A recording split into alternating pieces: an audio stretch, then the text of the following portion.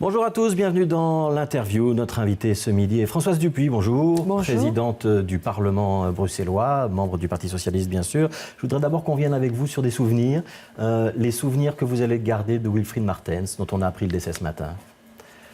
Je l'ai vu encore tout récemment et c'est vrai que je me suis rendu compte que, mais il était solide et il disait non, je vais bien. Donc c'est toujours quelqu'un qui a été, pour moi, c'est une figure optimiste et qui reste une grande figure au niveau de l'évolution de notre pays. On n'était pas toujours d'accord, mais nous avons participé à tout ça avec lui. C'est assez émouvant, effectivement. Je connais aussi bien son épouse, Miet Smet, avec laquelle j'ai travaillé sur la question d'égalité des chances des femmes et des hommes, des filles et des garçons. Et j'en profite, si je peux, pour transmettre mes condoléances personnelles. Donc, il était membre du CDNV, autrefois CVP, fondateur du Parti populaire européen, donc le grand groupe dominant aujourd'hui au Parlement européen, et recordman dans la durée et dans le nombre du poste de Premier ministre qu'il a tenu de très nombreux gouvernements. Est-ce que vous retiendrez de lui une page importante pour les Bruxellois, qui est notamment la création de la région bruxelloise? Quel est le rôle exactement qu'il a tenu à l'époque? Mais c'est dans les années, il faut remettre tout ça, il faut réexpliquer, mais c'est, bon, ça a commencé en 70, cette saga, si je puis dire, puis il y a eu 80, puis il y a eu 89, donc toute cette affaire de mise au frigo s'est jouée à ce moment-là, et puis la sortie du frigo, donc il est lié à tout ça, et je pense que je devrais revoir effectivement les souvenirs, c'était assez soudain, son décès quand même ce matin. Ouais. Il a été candidat à Bruxelles en 91 au Sénat. Les Bruxellois l'avaient pas réellement apprécié. C'est un Bruxellois ou c'est pas un Bruxellois? Et s'il y a une image ou un qualificatif, un adjectif que vous retenez de l'homme, ce serait lequel? Bon, je pense courageux et explicite quand même par rapport à... Bon, il était courageux, il a vécu des circonstances difficiles, il est passé à travers. Ouais. Et on pouvait négocier avec lui? Ça, certainement qu'on pouvait, mais on peut toujours négocier avec le CDNV. Alors, on va quitter Wilfried Martens, on va vous interroger sur une décision qui a été prise hier par le bureau du Parlement bruxellois que vous avez présidé. C'est la fin des indemnités des parlementaires qui quittent leur mandat en cours de mandat pour des raisons volontaires. Ça veut dire quoi? Ça veut dire que le Parlement bruxellois emboîte le pas de ce qui a été décidé, notamment au fédéral? Pour être clair, on était tous occupés à discuter depuis un certain temps du statut du parlementaire. On a clôturé le dossier des pensions, on a harmonisé et on s'est rangé un certain nombre de dispositifs qui sont les mêmes pour la population. Donc ça, c'était bien l'idée. Puis on avait entamé la discussion sur le statut du parlementaire quand il y a eu l'histoire de M. Leclerc. Donc il y a eu une forte pression pour séparer cette situation des autres. Nous avons fait aussi une disposition qui s'impose, pas d'indemnité de sortie si on démissionne volontairement en cours de législature. Après tout, on s'est quand même présenté pour faire une législature globale aux électeurs et il n'y a pas de raison qu'on puisse en faire ce qu'on veut. Bon. Donc ça, c'est une décision prise par le bureau hier. Elle s'applique à partir de quand? Elle s'applique depuis la décision prise, puisque c'est le bureau qui est l'instance qui est habilitée à prendre ce genre de décision. Alors, il y a indiqué dans la décision, sauf en cas de force majeure. Ça veut dire quoi exactement? Il me semble que c'est toujours difficile de cerner le cas de force majeure, mais vous pouvez avoir des cas de grave maladie. Je pense aussi aux cas d'accidents familiaux graves. Donc, voilà. Ça ne s'est jamais produit, je ne connais pas de cas comme cela. Mais on s'est laissé une porte de sortie. Ouais. Écoutez, c'est tout de même difficile parfois. Hein. Il faut que nous ne soyons pas plus maltraités que les autres. J'ai une question Twitter sur ce sujet-là de Pierre-Yves Lambert. Pourquoi les circonstances exceptionnelles permettant quand même de toucher les indemnités de départ n'ont-elles pas été définies? Est-ce qu'il ne fallait pas les lister, par exemple, ce que vous venez de nous dire, les maladies graves? C'est assez difficile à faire. Et donc, moi, je pense qu'il ne faut pas entrer dans un jeu où on élargirait cette notion. C'est une notion extrêmement restreinte. Et moi, je donne toujours l'exemple de la maladie parce que c'est le plus évident, mais il faut que ce soit une grave maladie. Est-ce que vous avez le sentiment que le monde politique réagit un petit peu sous le coup de l'émotion et parfois à contre-temps? On a parlé de l'affaire Stéphane de Klerk, qui semble avoir été un accélérateur, même si le projet a été discuté et envisagé dans les déclarations, notamment au gouvernement fédéral. Mais on a le sentiment que les politiques ont un temps de retard par rapport à l'opinion publique là-dessus. Je ne sais pas, mais effectivement, il y a déjà eu une affaire au Parlement flamand. Rappelez-vous l'histoire de Sven Gatz quand il est allé chez les brasseurs. Là, donc, ils avaient réglé déjà ce problème-là à ce moment-là, donc il y a longtemps. Et puis, les nouvelles impulsions viennent du gouvernement fédéral de M. Di Rupo, qui a demandé au Parlement fédéral de prendre un certain nombre de dispositions supplémentaires. Nous étions déjà au travail, avec d'ailleurs les Wallons et la communauté française et le Parlement bruxellois, sur toute une série d'autres questions concernant la gouvernance, comme les indemnités spéciales, le nombre de membres du bureau, les salaires. Moi, j'ai remis 30% de mon salaire, il y a déjà 3 ans de ça.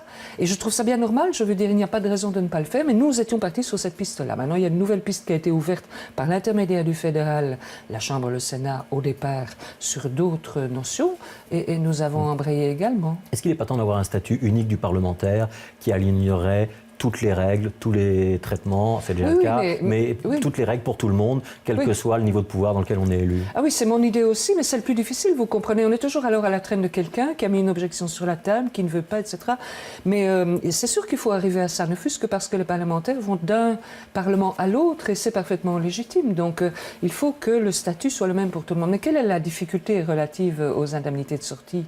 Ça a l'air idiot à dire, parce que je vois bien ce que je suis occupée à dire. Le parlementaire n'a pas d'indemnité de chômage. Il n'a plus rien s'il n'est pas réélu. Vous allez me dire, bon, quoi?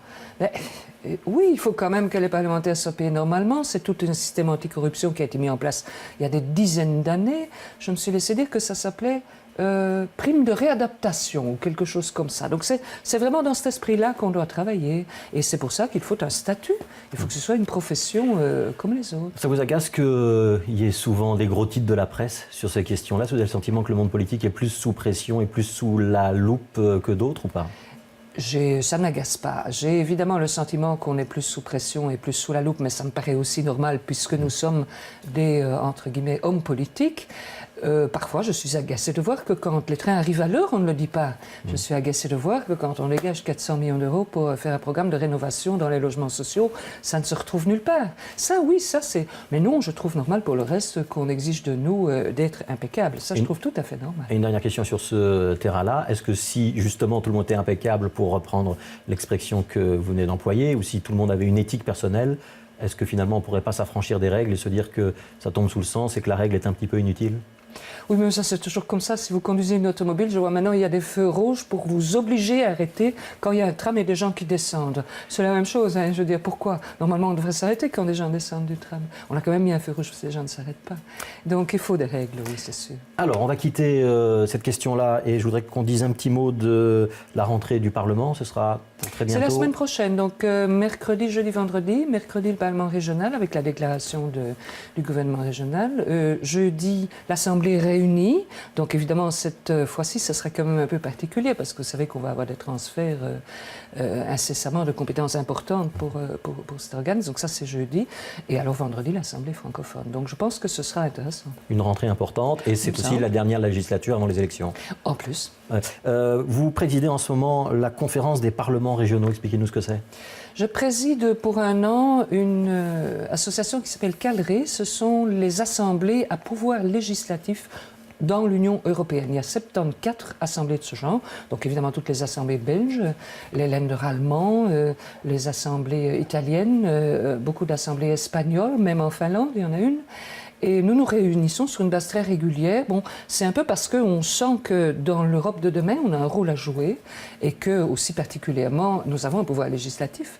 Donc, nous sommes en liaison directe avec la Commission européenne pour un certain nombre de débats par rapport aux directives. Et par rapport aux matières qui vous concernent. Et par rapport aux matières qui sont de notre compétence. Est-ce que c'est un simple club ou est-ce que ça sert réellement? Est-ce que vous arrivez par ce biais-là à faire remonter des messages au niveau européen, voire à peser sur des décisions? Oui, bien entendu. On a organisé tout un système de subsidiarité par rapport à l'Union européenne, à la Commission européenne, et on y a été assez efficace. J'ai regardé un petit peu les ordres du jour des dernières réunions. On parlait de dette, on parlait d'immigration. L'immigration, on en a beaucoup parlé ces derniers temps avec Lampedusa. Est-ce que vous arrivez à faire des positions communes avec les différents parlements régionaux sur des questions comme ça? Évidemment que nous ne prenons pas des positions communes. Je n'utilise pas le mot club, mais le mot amical. Je crois qu'il y a aussi un espace de rencontre et de dialogue et d'échange de bonnes pratiques. C'est certain qu'on ne va pas toujours avoir des positions communes. Il y a des régions qui sont plus riches, des régions qui le sont vraiment moins. Les statuts sont différents. Mais on constate quand même que la régionalisation un peu partout fait son chemin. Et donc, forcément, il faut qu'on s'équipe un peu. Il faut qu'on se connaisse mieux. Il faut qu'on connaisse ses limites et ses ambitions. Et ça se passe là, notamment. Est-ce que l'Europe d'aujourd'hui, elle vous satisfait, Françoise Dupuy, ou est-ce que vous dites il faut vraiment changer de direction et quand vous avez cette idée-là, si vous l'avez, est-ce que vos partenaires présidents des autres parlements régionaux ont le même sentiment que vous? Écoutez, moi j'avais un programme qui était basé effectivement sur le fait que nous avions les élections européennes qui venaient. On devait faire un effort particulier vis-à-vis de la jeunesse un peu partout pour les sensibiliser, mais aussi que le programme d'austérité de la Commission ne nous convenait pas trop, parce que c'est sûr que les régions comme les communes ici aussi commencent à être prises par la pression organisée par ces programmes d'austérité. Ça, c'est la présidente du Parlement régional qui le dit. Non, mais c'est mon programme comme président de cette association. Les présidents des autres parlements régionaux disent la même chose? Ah oui, ils sont tous sensibles au fait qu'ils portent des charges supplémentaires de plus en plus, sans avoir toujours quelque chose à dire, ça dépend un peu des situations, et en ayant un appareil législatif qu'ils doivent nourrir. Donc, bien sûr, les régions belges sont parmi les plus avancées de ce point de vue-là, du point de vue des compétences et tout ça, mais bon, vous voyez bien qu'il y a des revendications. Regardez la Catalogne, regardez certaines régions du nord de l'Italie, etc. Tout ça, ce sont des mouvements qui bougent beaucoup. Au bas de Württemberg, il y a 17 millions d'habitants. Donc c'est le poids des régions. C'est le poids des régions. Donc, et c'est une présidence tournante, c'est pas parce que vous êtes la présidente de la région bruxelloise que vous avez cette présidence-là. Hein? Non, mais ils sont quand même venus me chercher et je me demande s'il n'y avait pas quand même un tout petit peu une idée derrière la tête, parce que c'est vrai qu'on a fait un programme où on centre plus nos activités maintenant sur Bruxelles. Parce que la Commission y est, parce qu'il y a le comité des régions, parce que c'est plus facile, plus accessible. Donc il y a aussi un mouvement dans ce sens-là. Alors j'ai une question pour vous. Est-ce que vous savez ce qui se passe le 6 novembre à Bruxelles? J'ai entendu quelques rumeurs, mais avec certitude non. Est-ce que c'est la joyeuse entrée de nos souverains? Ce serait la joyeuse entrée, effectivement, du roi Philippe. Est-ce que vous savez déjà ou pas s'il passera par votre Parlement? Et si vous le savez ou vous ne le savez pas, est-ce que vous souhaitez qu'il y passe? Est-ce que ce serait normal qu'il y passe? Je ne sais pas, mais ce serait évidemment une chose qui nous honorerait énormément et qui reconnaîtrait effectivement le rôle du Parlement sur la région. Et je vous assure que s'il vient, il sera très bien accueilli. Ouais. Est-ce que c'est logique d'avoir une joyeuse entrée à Bruxelles? Jusqu'à présent, on disait le roi ne fait pas de joyeuse entrée à Bruxelles puisqu'il y est toute l'année. Il doit faire une joyeuse entrée dans les différentes provinces du pays, mais Bruxelles, c'est pas nécessaire. Qu'est-ce qui expliquerait qu'on ait changé d'avis? Moi, je ne sais pas. Je ne pense pas que ce soit tout à fait juste. C'est vrai que le lendemain même du jour où il a prêté serment, le roi nous a reçus, les présidents des assemblées régionales et les ministres-présidents et les gouvernements régionaux. Nous sommes allés, je pense que c'était une des demandes de M. Peters notamment, qui avait été discutée, et nous sommes allés au palais très officiellement. C'est la Belgique des régions qui est en train de s'installer. Ça évolue, ça évolue. Voilà. Merci Françoise Dupuy d'avoir été notre invitée. Dans un instant, ce sera la météo avec Patrick Vermeer, 18h le journal, et puis 18h25 environ, le magazine M qui vous sera présenté par Valérie Leclerc. Bon après-midi à tous.